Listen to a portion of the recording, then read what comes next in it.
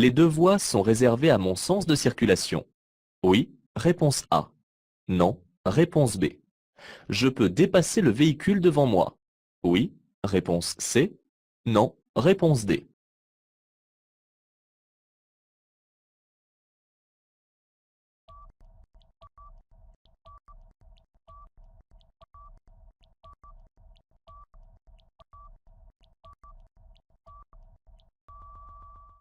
La ligne de rive continue à ma gauche indique que je circule sur une chaussée à sens unique. Les deux voies sont donc réservées à mon sens de circulation. Malgré cela, je ne peux pas effectuer de dépassement immédiatement, car en effet, j'aperçois dans mon rétroviseur intérieur un véhicule qui est en train de me dépasser. Quand ce dernier aura terminé son dépassement, je pourrai alors me placer sur la voie de gauche, après avoir pris soin d'effectuer tous les contrôles nécessaires.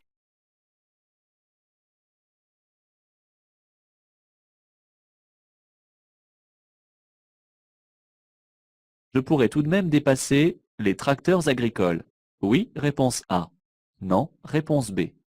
Les troupeaux de brebis. Oui, réponse C. Non, réponse D.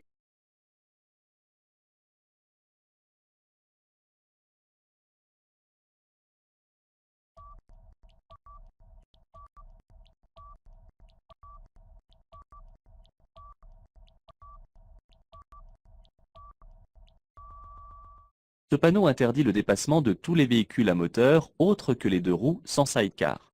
Je ne peux donc pas dépasser un tracteur agricole, mais en prenant toutes les précautions et en ralentissant au pas, je peux dépasser un troupeau d'animaux.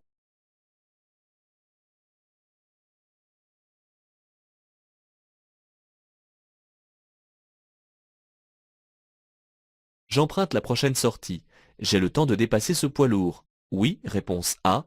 Non, réponse B.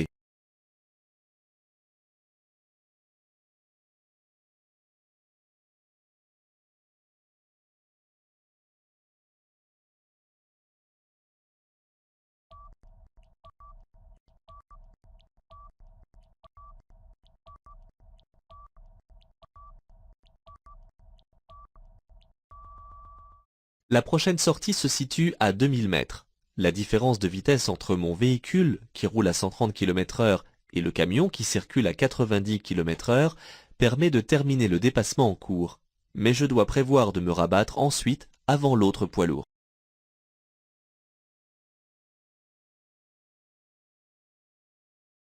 Je peux rester dans la voie de gauche pour dépasser le camion qui se rabat.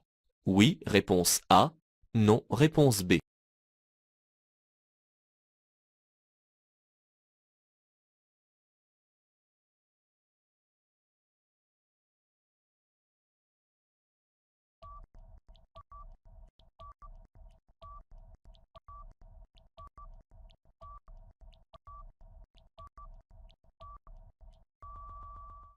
Ce camion termine de se rabattre et je dois attendre un peu avant d'accélérer de nouveau à 130 km/h. Je suis autorisé à dépasser plusieurs véhicules en une seule fois, étant sur une chaussée à sens unique. Le camion citerne qui est plus loin sera vite rejoint, du fait qu'il circule au maximum à 90 km/h. Puisqu'il n'y a personne derrière moi, je peux rester momentanément sur la voie de gauche pour le dépasser dans la foulée. Durant le dépassement, ma trajectoire risque d'être déviée. Oui, réponse A. Non, réponse B.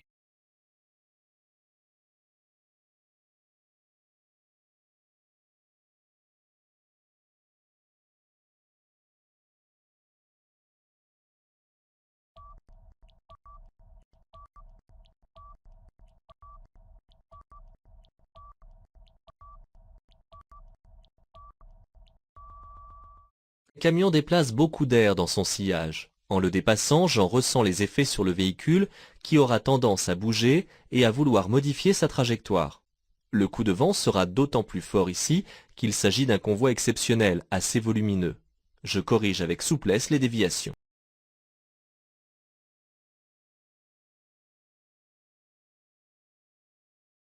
Je peux dépasser ces deux usagers à la fois.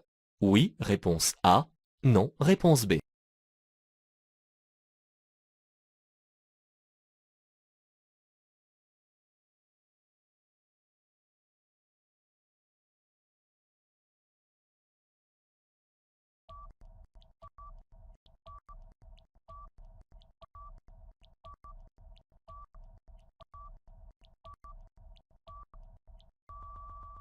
Je circule sur une autoroute qui, par définition, est à sens unique.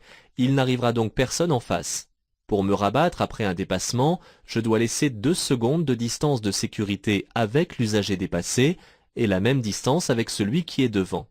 En me rabattant entre les deux, je ne peux pas me conformer aux deux conditions, ce qui m'autorise à dépasser les deux usagers à la fois.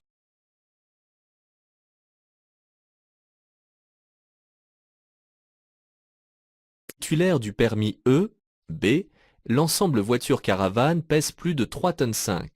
Je peux continuer le dépassement en cours. Oui, réponse A. Non, réponse B. Je peux dépasser l'usager devant moi. Oui, réponse C. Non, réponse D.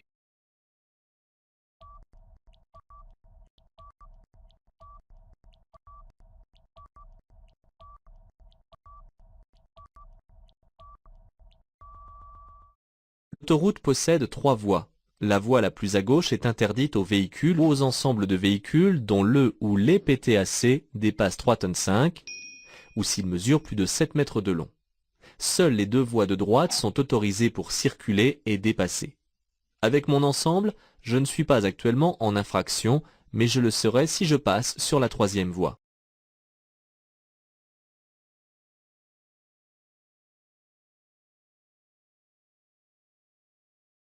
En tant que conducteur novice, ma vitesse est ici limitée à 90 km/h. Réponse A. À 80 km/h. Réponse B. À 70 km/h. Réponse C.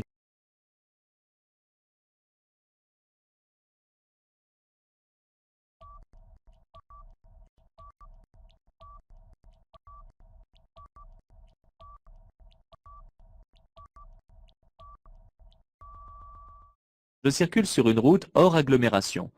Par beau temps, la vitesse y est limitée à 90 km/h pour les conducteurs expérimentés et à 80 km/h pour les conducteurs novices. Par temps de pluie, comme c'est le cas ici, cette vitesse est réduite de 10 km/h pour les conducteurs expérimentés, mais rien ne change pour les autres.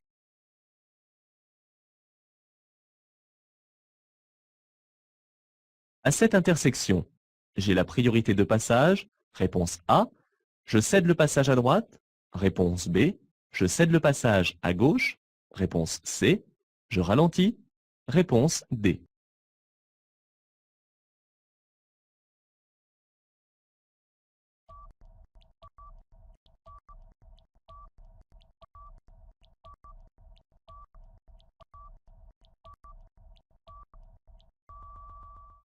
Le marquage au sol à droite positionne le passage pour piétons de l'intersection. Aucune signalisation ne fixe la règle de priorité. Il s'agit donc de la règle générale où je devrais céder le passage aux véhicules venant de droite. Je passe prudemment.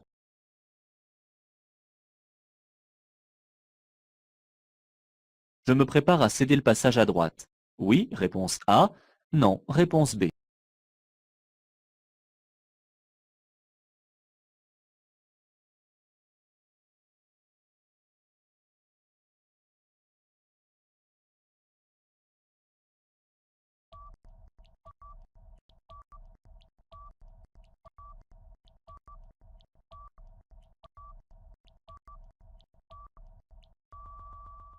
J'aborde une intersection sans signalisation. C'est donc la règle de la priorité à droite qui doit être appliquée.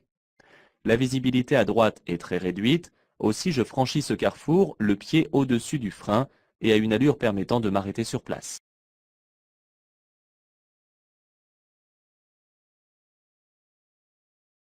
Dans cette situation, je m'arrête. Réponse A. J'ai encore le temps de franchir le passage à niveau. Réponse B.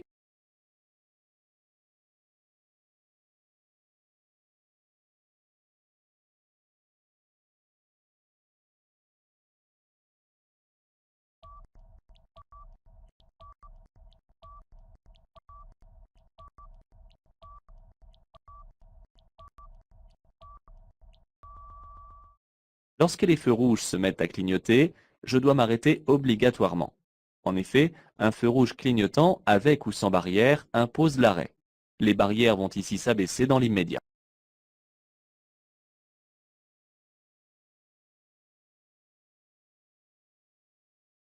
La chaussée va se rétrécir à 50 mètres. Oui, réponse A. Non, Réponse B. Je commence maintenant à ralentir. Oui. Réponse C. Non. Réponse D.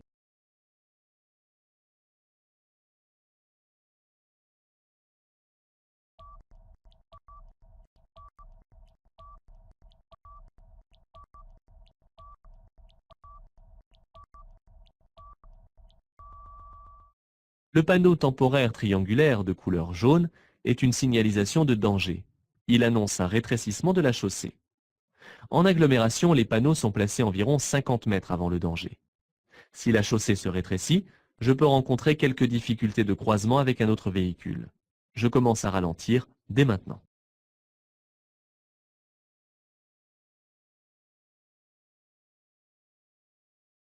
À la prochaine intersection, je pourrais tourner à droite, réponse A, tourner à gauche, réponse B, aller tout droit, réponse C.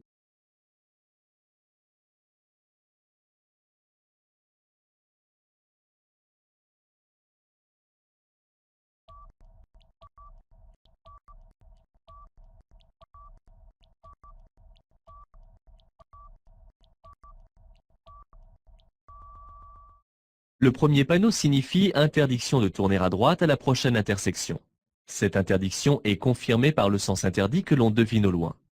Les deux panneaux ronds accrochés au portique interdisent de tourner à gauche. Je ne peux aller que tout droit.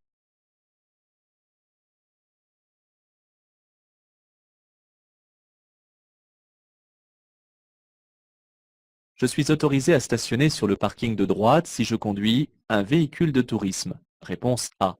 Une camionnette. Réponse B. Une autocaravane. Réponse C.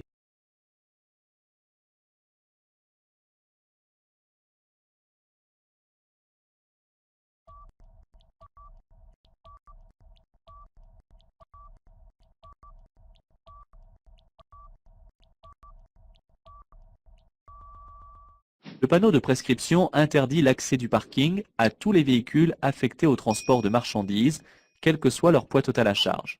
Je peux donc y stationner si je conduis un véhicule de tourisme ou une autocaravane. Attention cependant à la hauteur de l'autocaravane.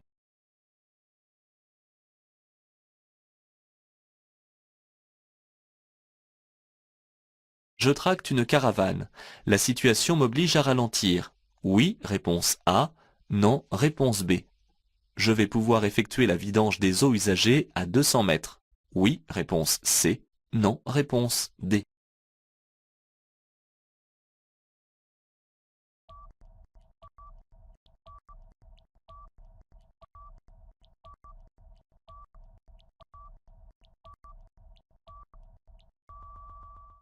Je tracte ou non une caravane, à l'approche d'un virage, je dois ralentir.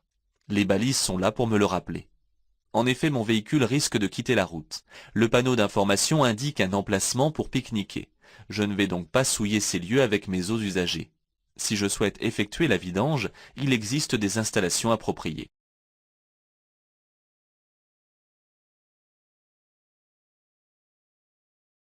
Ce panneau m'invite à la vigilance, dès maintenant. Réponse A. À 250 mètres seulement. Réponse B.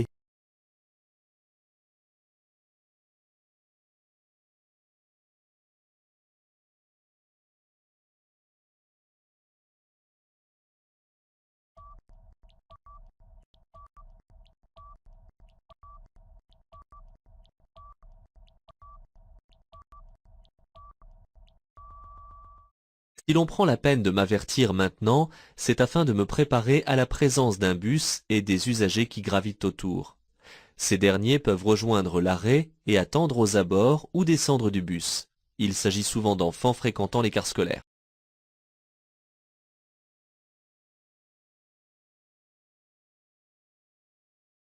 Je peux me diriger dans la montée vers la droite. Oui, réponse A.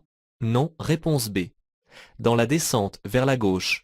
Oui, réponse C. Non, réponse D.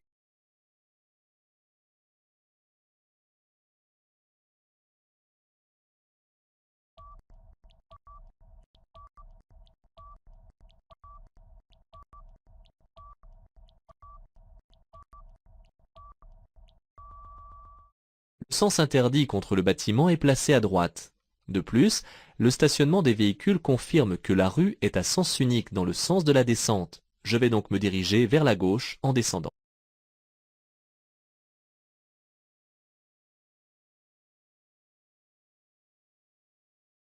Je peux m'arrêter avant le panneau. Réponse A. Après le panneau. Réponse B.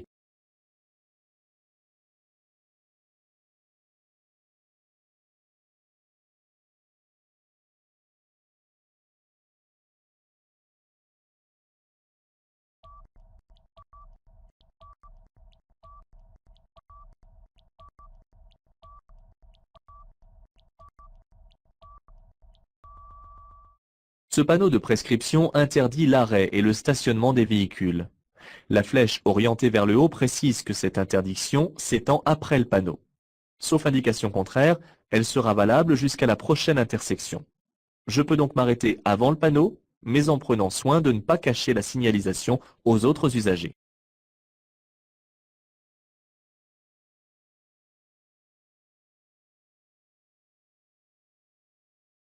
Je peux stationner sur l'accotement après le panneau bleu.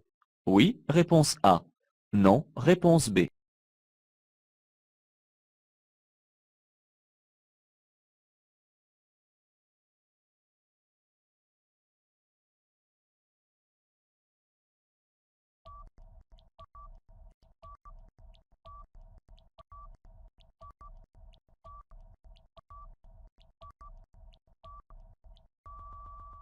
Je circule sur une route à double sens de circulation, et non pas sur une voie rapide. À cet endroit, la signalisation n'interdit pas le stationnement, et l'accotement semble assez stable. Je peux tout à fait m'arrêter ou stationner sur cet accotement, tout en prenant bien soin de sortir totalement de la voie.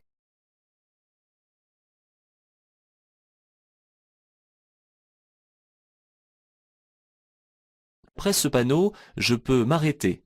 Oui, réponse A. Non, réponse B. Stationner. Oui, réponse C. Non, réponse D.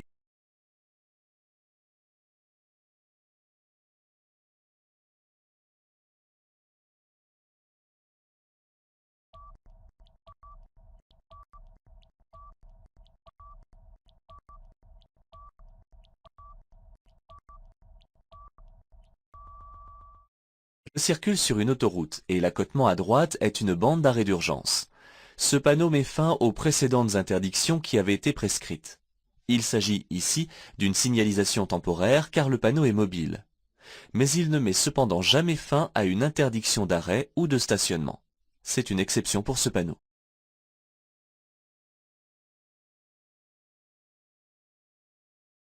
Stationner à proximité d'une intersection peut être considéré comme dangereux. Réponse A. Gênant. Réponse B.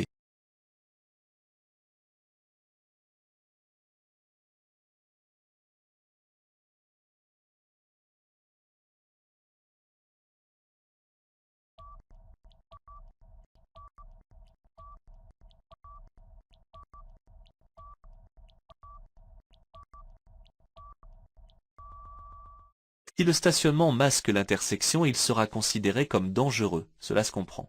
Je risque alors 3 ans de suspension du permis de conduire et un retrait automatique de 3 points.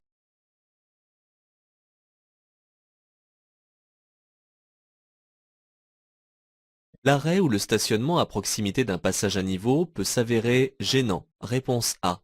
Dangereux. Réponse B.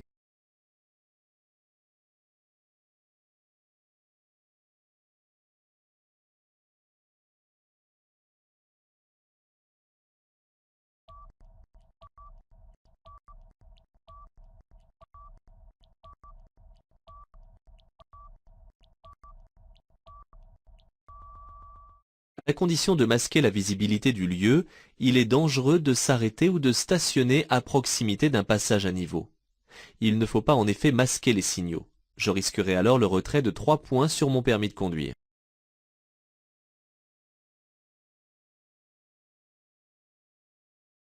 Je circule en agglomération.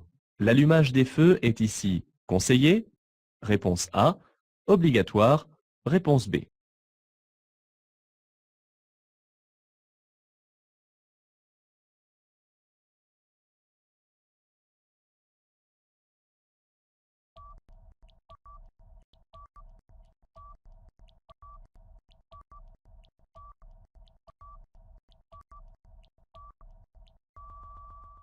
Ce panneau est une obligation du fait qu'il est rond.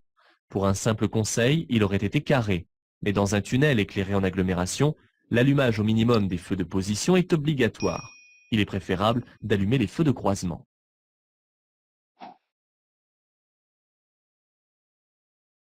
Le véhicule arrivant en face me fait des appels lumineux. Je ralentis. Oui, réponse A. Non, réponse B. Je réponds par des appels lumineux. Oui, réponse C. Non, réponse D.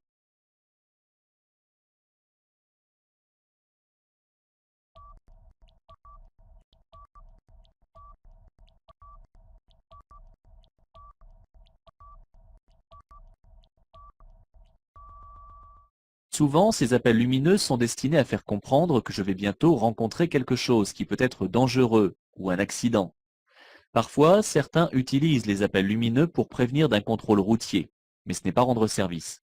Je redouble de vigilance et je lève un peu le pied de l'accélérateur. Je me prépare ainsi à un éventuel ralentissement. Il est inutile de répondre à l'appel. Un signe de la main suffit.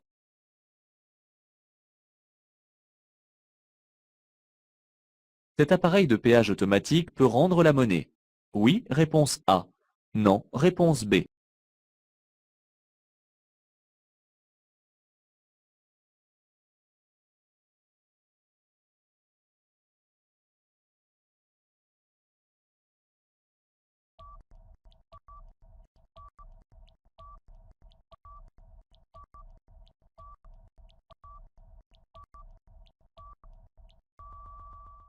Certains postes de péage sur autoroute sont équipés d'appareils d'encaissement automatique des sommes dues, dans le but d'écouler au maximum le trafic.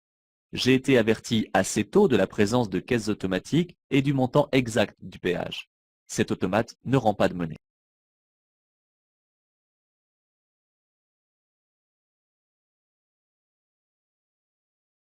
J'ai le droit de ne pas signer le constat amiable d'accident si je ne suis pas d'accord avec l'autre conducteur. Oui, réponse A. Non, réponse B.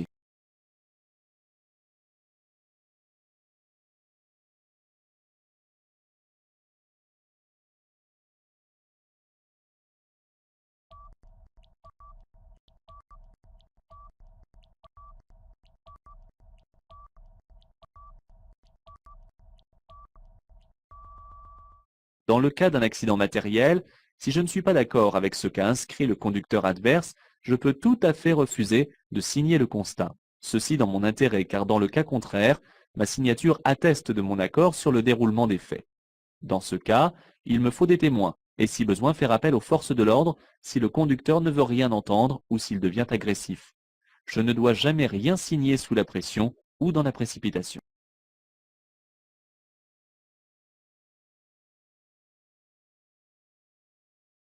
Avant d'entrer dans ce tunnel, je prévois l'effet du trou noir. Oui, réponse A. Non, réponse B. Je règle la radio sur la fréquence du trafic.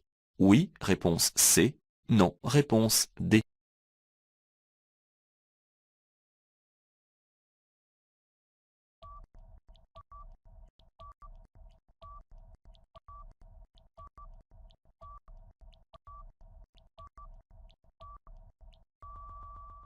Avant d'entrer dans un tunnel, je prévois l'effet du trou noir dû à la différence de luminosité. Il disparaît au bout de quelques secondes. Je règle également ma radio sur la fréquence du trafic indiquée par un panneau.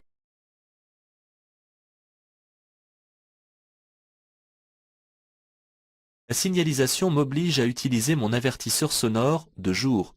Oui, réponse A. Non, réponse B. De nuit. Oui, réponse C. Non, réponse D.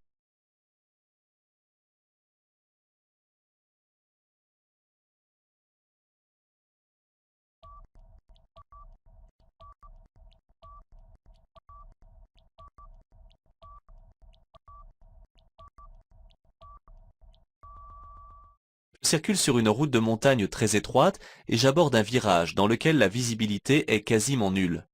Le panneau de forme ronde à fond bleu est un panneau d'obligation. Je dois absolument annoncer mon approche. L'utilisation de l'avertisseur sonore est ici obligatoire de jour. La nuit, j'utiliserai un appel de feu.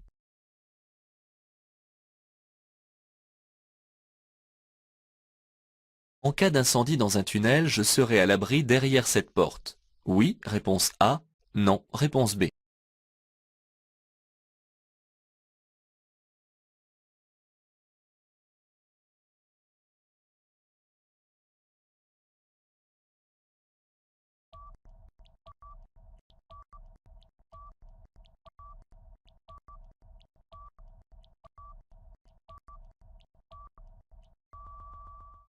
Cette porte donne accès à des espaces de survie qui jalonnent les tunnels.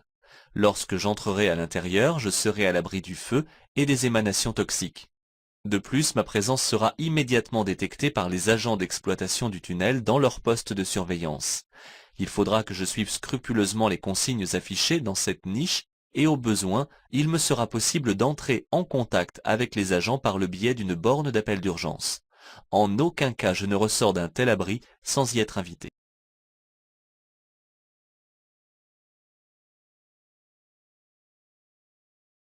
La totalité des surfaces vitrées doit être sans étiquette ni autocollant. Oui, réponse A. Non, réponse B.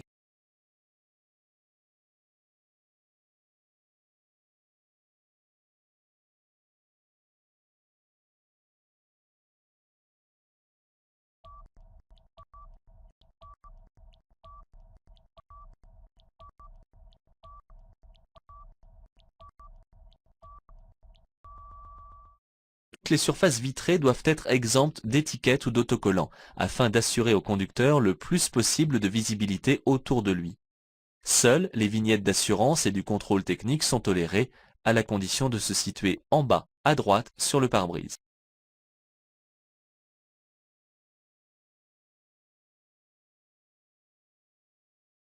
J'allume les feux de position seuls. Réponse A. Les feux de croisement. Réponse B. Les feux de route. Réponse C.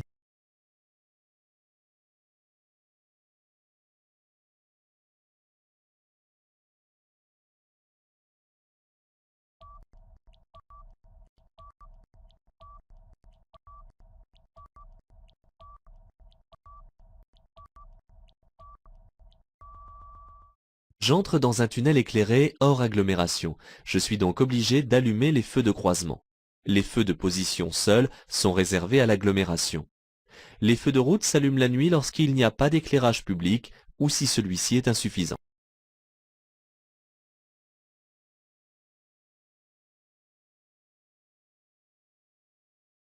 Pour croiser les ouvriers en toute sécurité, je dois ralentir au pas. Oui, réponse A. Non, réponse B. Laisser 1,50 m de distance minimale de sécurité. Oui, réponse C. Non, réponse D.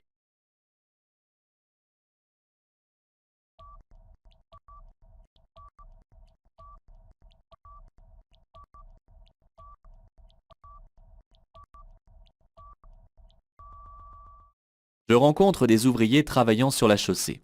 Concentrés sur leur travail, ils peuvent à tout moment faire un écart ou traverser la chaussée, surtout ceux qui sont de dos. Je dois adapter mon allure au pas et maintenir une distance de sécurité minimale de 1,50 m.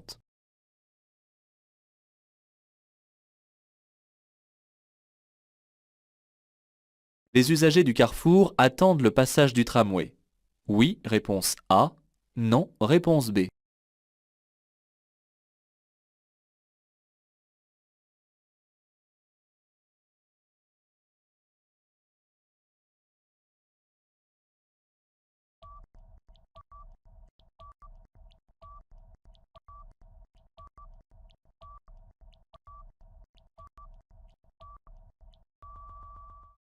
Les tramways intégrés dans la circulation possèdent leur propre signalisation qui est synchronisée avec la signalisation routière. Si le feu est ici au vert, les tramways arrivant de gauche ou de droite sont arrêtés. Il y a seulement un petit embouteillage et je surveille la couleur du feu.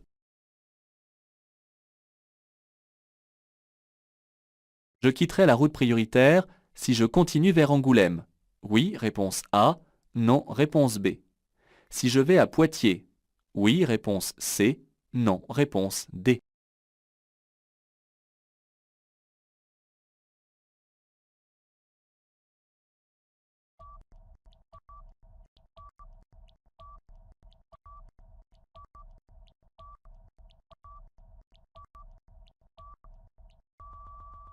La signalisation indique qu'à partir du panneau d'entrée d'agglomération, je ne circulerai plus sur une route à caractère prioritaire, et ce, quelle que soit la direction que je prendrai à la prochaine intersection.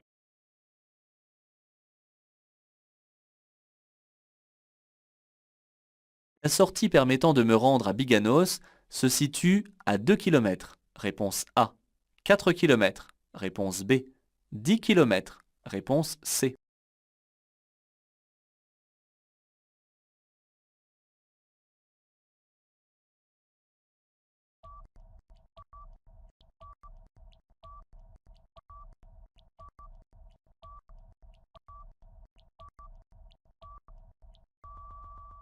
Ce panneau indique que la sortie numéro 2 se situe à 4 km.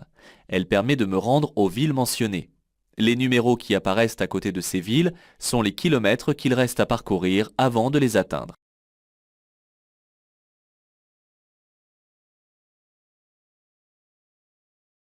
Je ralentis immédiatement. Réponse A.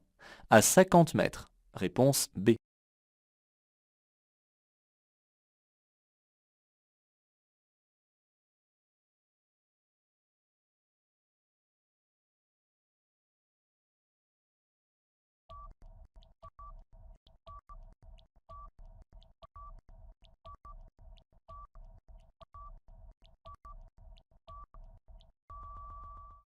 Le panneau de danger annonce un ralentisseur à 50 mètres, puisque je circule en agglomération. Le panneau de prescription, quant à lui, interdit de circuler à plus de 30 km/h immédiatement, et sauf indication contraire, jusqu'à la prochaine intersection.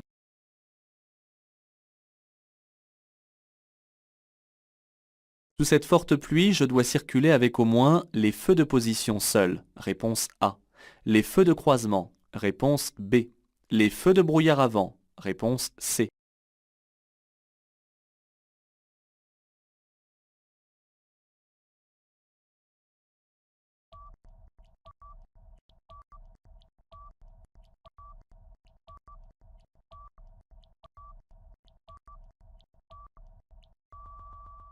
Lors d'une forte pluie, comme ici, ou dès que mes essuie-glaces sont en mouvement, je dois circuler avec au minimum mes feux de croisement.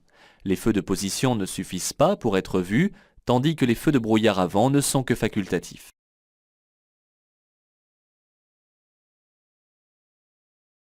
En hiver, pour déverrouiller les portières sans difficulté, je peux utiliser une bombe de dégivrage. Oui, réponse A. Non, réponse B. Graisser les serrures avec le liquide de frein.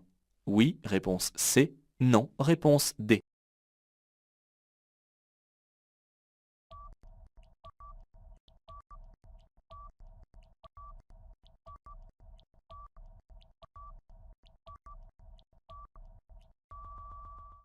En hiver, lorsqu'il fait très froid, il arrive que les serrures et les portières soient gelées.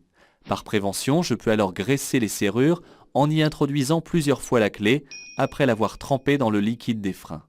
Je peux également enduire les joints des portières avec de la vaseline ou de la glycérine. Enfin, si je n'ai pas pris ces précautions, je peux toujours pulvériser le liquide d'une bombe de dégivrage sur la serrure.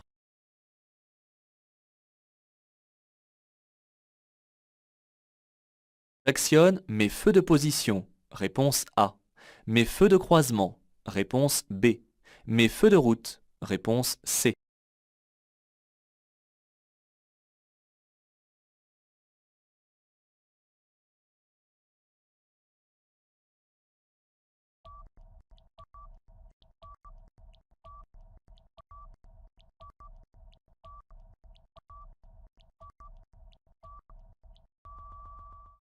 Je circule sur une autoroute et je vais entrer dans un tunnel éclairé. Les feux de position ne peuvent être utilisés que la nuit en agglomération bien éclairée et les feux de route uniquement la nuit sur une route non éclairée. Je dois donc actionner les feux de croisement.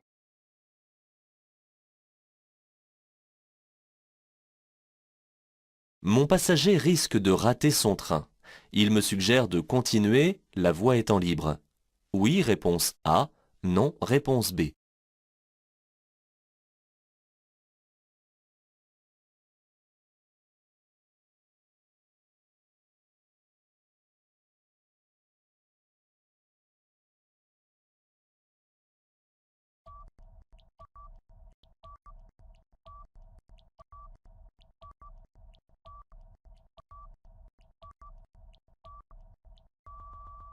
En circulation, je dois être très vigilant par l'influence que peuvent avoir les passagers sur ma conduite.